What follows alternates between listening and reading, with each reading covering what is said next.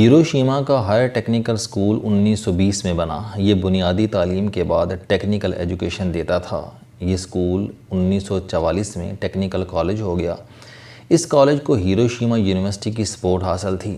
Hiroshima university 1929 عیسوی میں قائم ہوئی اور یہ جاپان کی بڑی یونیورسٹیوں میں شمار ہوتی تھی۔ یونیورسٹی کا موٹیو تھا try new things do new things, نئی چیزیں شروع کریں اور نئی چیزیں بنائیں۔ امریکہ نے 6 اگست 1945 کو ہیروشیما پر پہلا ایٹم بم گرایا۔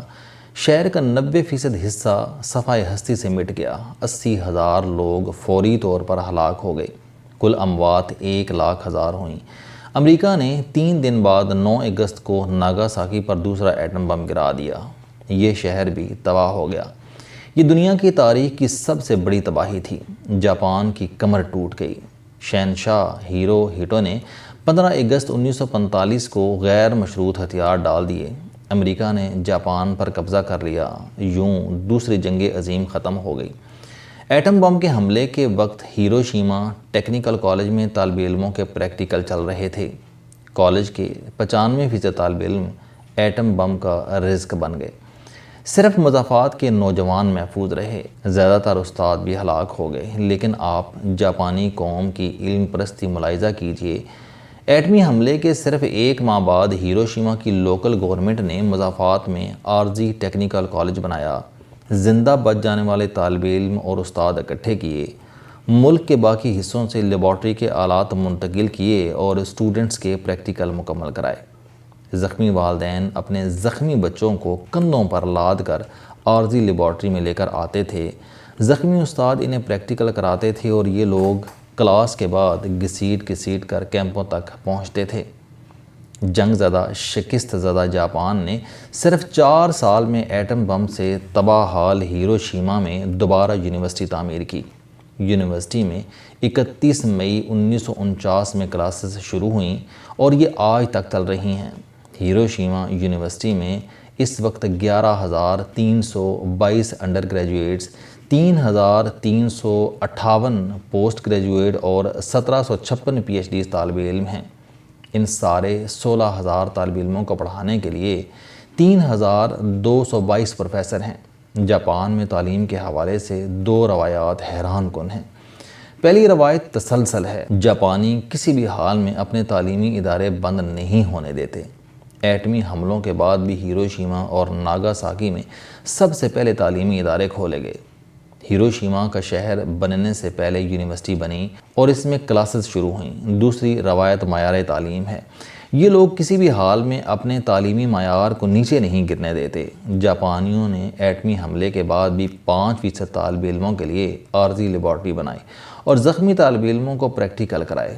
آپ 11 مارچ 2011 کے سونامی کی مثال لے لیجئے۔ سونامی سے جاپان کے آدھے ساحلی شہر تباہ اور 6 لاکھ لوگ بے گھر ہو گئے۔ لیکن آپ جاپانیوں کا کمال دیکھیے، انہوں نے فوری طور پر عارضی اسکول بنائے، متاثرہ علاقوں کے بچوں کو ان اسکولوں میں منتقل کیا اور تعلیم کا سلسلہ وہیں سے شروع کر دیا جہاں یہ 11 مارچ 2011 کو ٹوٹا تھا۔ آپ ان عارضی اسکولوں کی فوٹیج آج بھی یوٹیوب پر دیکھ سکتے ہیں۔ دنیا میں طویل عرصے سے یہ بحث چل رہی ہے کہ قوموں کو قومیں کون بناتا ہے، لیڈر یا عوام۔ یہ بحث 1980 تک کوئی نہ کوئی حیثیت رکھتی تھی، لیکن دنیا نے جو ہی 21ویں صدی کی دہلیز پر قدم رکھا تو انسان قوم سازی کا نسخہ سمجھ گیا۔ پتہ چلا کہ قوم کو معیار تعلیم قوم بناتی ہے۔ یہ doctor, engineer, IT experts, management اور ایڈمنسٹریشن گریجویٹ، ماحولیات، پانی، بجلی، سیوریج اور دفتری امور کے ماہرین اور ہوٹل مینجمنٹ کے نوجوان ہوتے ہیں جو قوم کو قوم بناتے ہیں۔ قوم سازی کے لیے لیڈر اتنے اہم نہیں ہوتے جتنے اہم ٹرینڈ استاد ہوتے ہیں۔ ملک میں اگر ڈاکٹر ٹرینڈ اور ایکسپرٹ ہوں گے تو عوام کی صحت اچھی ہوگی، بیماریاں نہیں پھیلیں گی، بچے ملیریا اور ڈائریا سے نہیں مریں گے، زچہ اور بچہ دونوں محفوظ رہیں گے۔ انجینئر اچھے ہوں گے تو پل، سڑکیں، underpasses, railway tracks, power houses, dams, نہروں کے پل، ریلوے کراسنگ، ایئرپورٹس، گاڑیاں، عمارتیں اور بجلی کی ٹرانسمیشن لائنز اچھی ہوں گی۔ کوئی ٹرین، بس اور جہاز لیٹ نہیں ہوگا۔ اسی طرح ملک میں اگر اچھے IT ایکسپرٹ ہوں گے، تعلیمی ادارے، اگر اچھے بیوروکریٹس، اچھے معیشت دان، اچھے صنعت کار، دفتری امور کے اچھے ماہرین، اچھے علماء کرام، اچھے پینٹر، اچھے پلمبر، اچھے الیکٹریشین، اچھے ویٹر اور اچھے سیلز مین ہوں گے تو ملک کا ہر شعبہ ترقی کرے گا، پورا معاشرہ تبدیل ہو جائے گا۔ آپ خود فیصلہ کیجئے۔ ہم وزارت عظمیٰ اور کرسی صدارت پر فرشتے بٹھا دیتے ہیں، لیکن اگر ٹرین کے ڈرائیور نالائق اور ناتجربہ کار ہوں گے، اگر ڈاکٹر قصاب، انجینئر غبی، بیوروکریٹس بے ایمان اور جج جاہل ہوگا تو ملک میں خاک تبدیلی آئے گی۔ حکومت بجلی پیدا کر دے گی، یہ رو دھو کر ایٹم بم بھی بنا دے گی، یہ سڑکیں، پل اور انڈر پاسز بھی تعمیر کر دے گی، لیکن اگر سسٹم چلانے والے بے ایمان اور نااہل ہوں گے تو یہ انفراسٹرکچر کتنی دیر تک قائم رہے گا اور ہم کتنی دیر تک ٹرینیں اور جہاز چلا لیں گے؟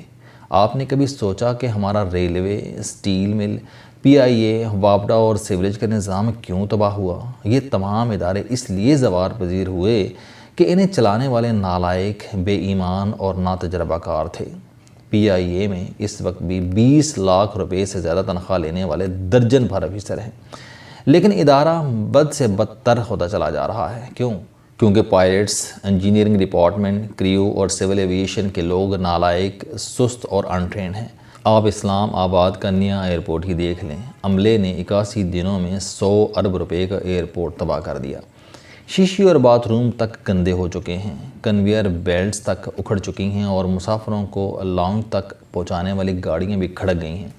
یہ شاید دنیا کا واحد کیپٹل ایئرپورٹ ہوگا جس کی کسی کافی شاپ پر کریڈٹ کارڈ کی سہولت نہیں۔ ایک اے ٹی ایم مشین ہے اور وہ بھی خراب ہے۔ سی ڈی اے بھی ابھی تک ایئرپورٹ کو موٹر وے سے نہیں جوڑ سکا۔ مسافر ذلیل ہو کر موٹر وے تک پہنچتے ہیں۔ آپ قوم کے اجتماعی صورتحال بھی دیکھیے کہ صفائی نصف ایمان ہے، لیکن آپ مسجدوں کے استنجا خانوں کے قریب سے نہیں گزر سکتے، صفوں کے اندر سے بو آتی ہے، اور مولوی صاحب بھی سنے سنائے قصے سنا کر نمازیوں کا ایمان آلودہ کرتے رہتے ہیں۔ آپ کو اسی طرح سڑک سے لے کر دکانوں، ہسپتال سے لے کر سرکاری دفتروں اور ریسٹورانوں سے لے کر ایئرپورٹس تک ہر جگہ ناتجربہ کاری اور نالائکی کے انبار نظر آتے ہیں۔ انجینئرز کے بنائے پل گر جاتے ہیں اور ڈاکٹرز کے زیر علاج مریض مر جاتے ہیں۔ پاکستان میں ہر سال بھوک سے اتنے لوگ نہیں مرتے جتنے لوگ کھانا کھا کر مر جاتے ہیں، اور ہماری سڑکیں محفوظ ہیں، سیوریج اور نہ بجلی کے کھمبے۔ ایسا کیوں ہے؟ یہ غیر معیاری تعلیم کا نتیجہ ہے۔ ہم اگر ملک کو واقعی بدلنا چاہتے ہیں تو پھر ہمیں 3 کام کرنا ہوں گے۔ اول، ملک میں کوئی بھی شخص کوئی بھی کام ٹریننگ کے بغیر نہ کر سکے۔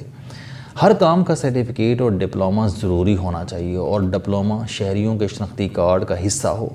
دوم، ملک میں کسی قیمت پر تعلیمی ادارے بند نہیں ہونے چاہیے۔